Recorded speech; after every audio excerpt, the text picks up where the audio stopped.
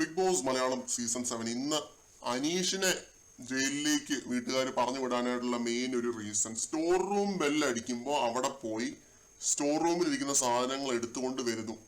അത് ഒരു റീസൺ ആയിട്ട് പറഞ്ഞിട്ടാണ് അനീഷിനെ അവിടെ ഇരിക്കുന്ന എല്ലാവരും തന്നെ നോമിനേറ്റ് ചെയ്തത്.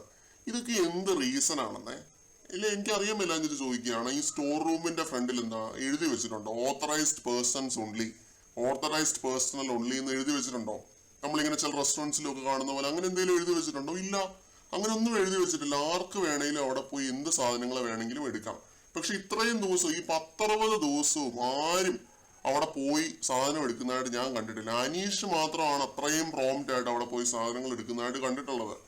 അനീഷിന് അത് പോയി എടുക്കാനായിട്ടുള്ള ഒരു വ്യഗ്രതയുണ്ട്. ഇവരെക്കാട്ടിലൊക്കെ വ്യഗ്രത കാണിക്കുന്നത് അനീഷാണ്. ഇവർക്ക് ആർക്കും അത് താല്പര്യമില്ലായിരുന്നു. പിന്നെ പുറത്തുനിന്ന് ആരൊക്കെയോ എന്തൊക്കെയോ വന്ന് ഇവർക്ക് എന്തൊക്കെയോ ഓതി കൊടുത്തതിന്റെ പേരിലാണ് ഇവരിങ്ങനെ പറയുന്നത്. എന്നുവെച്ചാൽ സ്റ്റോർ റൂമിൽ പോയാൽ എന്തോ ക്യാമറയിൽ എന്തോ ഹൈലൈറ്റ് ആവും, പുറത്തേക്ക് കാണിക്കുമെന്ന് അങ്ങനെ എന്തെങ്കിലും പറഞ്ഞു കൊടുത്തിട്ടുണ്ടാവും. അപ്പൊ അതിന്റെ പേര് പറഞ്ഞിട്ടാണ് ഇവര് അനീഷിനെ ഇപ്പോ നോമിനേറ്റ് ചെയ്തിരിക്കുന്നത്. സ്റ്റോർ റൂമിൽ ആർക്ക് വേണമെങ്കിലും എന്ത് സാധനങ്ങൾ വേണമെങ്കിലും പോയി എടുക്കാം. ഈ 10-60 ദിവസവും എടുക്കാമായിരുന്നു. ഇത്രയും ദിവസങ്ങൾ ഇല്ലാത്തൊരു താല്പര്യം അല്ലെങ്കിൽ ഒരു വ്യഗ്രത അല്ലെങ്കിൽ ഒരു എന്താ പറയാ ശുഷ്കാന്തി എന്തിനാണ് എല്ലാരും കൂടി ഇപ്പൊ കാണിക്കുന്നത് എന്നുള്ളതാണ് എനിക്ക് ചോദിക്കാനുള്ളത്.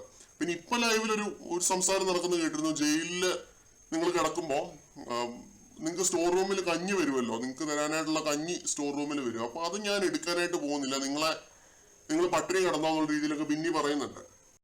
പിന്നെ ആര്യൻ പറയുന്ന ഒരു കാര്യം എന്താണെന്ന് വെച്ച് കഴിഞ്ഞാൽ 3-4 ആഴ്ച കോൺസിക്യൂട്ടീവ് ആയിട്ട് ജയിലിൽ പോയാൽ ഒരു മത്സരാർത്ഥി ഔട്ട് ആവില്ല എന്ന് നിങ്ങൾ വായിച്ച് പഠിച്ചില്ലേ, അതുകൊണ്ടല്ലേ നിങ്ങൾ ജയിലിൽ പോകുന്നതെന്ന്.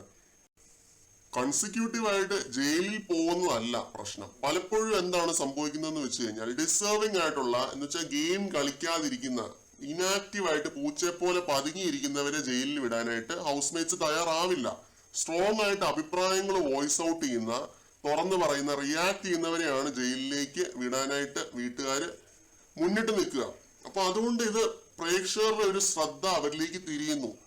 ഇവര് ശ്രദ്ധ തിരിക്കുന്ന ഒരാളിലേക്ക് തന്നെ പ്രേക്ഷകരുടെ ശ്രദ്ധ തിരിയുന്നു എന്നുള്ളതാണ് ഇതിനകത്തെ ഒരു സൈക്കോളജി. അതുകൊണ്ട് റിവേഴ്സ് സൈക്കോളജി 24 മണിക്കൂറും പറഞ്ഞുകൊണ്ടിരിക്കുന്ന ആര്യൻ ഈ ഒരു റിവേഴ്സ് സൈക്കോളജി ഫസ്റ്റ് മന്മേലേലോ, അതേ എനിക്ക് പറയാനുള്ള ആര്യന്റെ അടുത്ത്.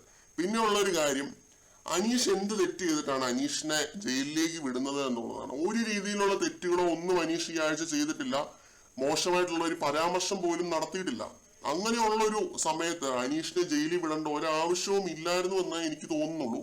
ഒരു എന്താ പറയാ മണ്ടത്തരമായി പോയെന്ന് വേണമെങ്കിൽ പറയാം. കാരണം ഈ സ്റ്റോർ റൂമിൽ പോയി സാധനങ്ങൾ എടുക്കുന്നതിന് അതൊക്കെ ഒരു റീസൺ ആണോ ഒരാളെ ജയിലിൽ വിടാനായിട്ട്? അതൊന്നും ഒരു റീസണേ അല്ല ജയിലിൽ വിടാനായിട്ട്.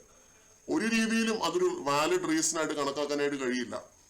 അല്ലെങ്കിൽ പിന്നെ ബിഗ് ബോസ് അവിടെ ഒരു ബോർഡ് എഴുതി വെക്കണം, captain only, authorised personal only എന്ന് പറഞ്ഞിട്ട് ഒരു ബോർഡ് എഴുതി വെക്കണം. എൻട്രി റെസ്ട്രിക്റ്റഡ് എന്ന് പറഞ്ഞൊരു ബോർഡ് എഴുതി വെക്കണം. അങ്ങനെ വെക്കാത്തടത്തോളം കാലം അനീഷിന് പോയി അതിനകത്ത് പോയി സാധനങ്ങൾ എടുക്കാനായിട്ടുള്ള എല്ലാ അവകാശവും ഉണ്ട്.